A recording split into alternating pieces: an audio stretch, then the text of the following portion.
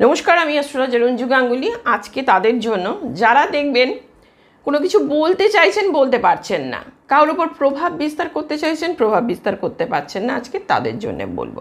কি করবেন না, এই কাজটি কিন্তু বুধবার দিন করতে হবে। একটা সবুজ একটু মোটা ধরনের সুতো নেবেন।